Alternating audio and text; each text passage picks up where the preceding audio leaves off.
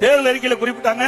திமுக ஆட்சிக்கு வந்தவுடன் 100 நாள் வேலை திட்டத்தை 150 நாளாக உயர்த்தப்படணும். உயர்த்தினாங்களா? உயர்த்தினாங்களாமா? இல்ல. அந்த 100 நாள் வேலை திட்டத்தில் பணிபுரிகின்ற அந்த தொழிலாளிகளுக்கு சம்பளம் உயர்த்தப்படும். உயர்த்தினாங்களா அந்த ஆட்சியில? 100 நாள் வேலை திட்டம் குறைஞ்சு போச்சு. உண்மையா? 100 நாள் வேலை திட்டம் கிடைக்குதா? இல்ல, கிடைக்கல. எவ்வளவு நாள் கிடைக்குது? 50 நாள் தான் கிடைக்குது.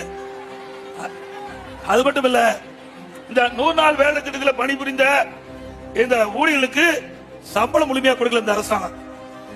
அதிமுக கட்சி எதிர்கட்சியாக இருந்தாலும் மத்தியிலே போராடி வாதாடி முதற்கட்டமா இந்த 100 நாள் வேலை திட்டத்திலே பணிபுரிந்த அந்த தொழிலாளிகளுக்கு 2999 கோடி பெற்று தந்தது அதிமுக கட்சி. ஆட்சியில இருந்தாலும் இல்லாவிட்டாலும் தமிழ்நாட்டு மக்கள் பாதிக்கின்ற பொழுது, ஏழை மக்கள் பாதிக்கின்ற பொழுது அதற்கு தேவையான நிவாரணத்தை பெற்று தருகின்ற கட்சி அனைத்து அண்ணா திராவிட முன்னேற்ற கழக கட்சி.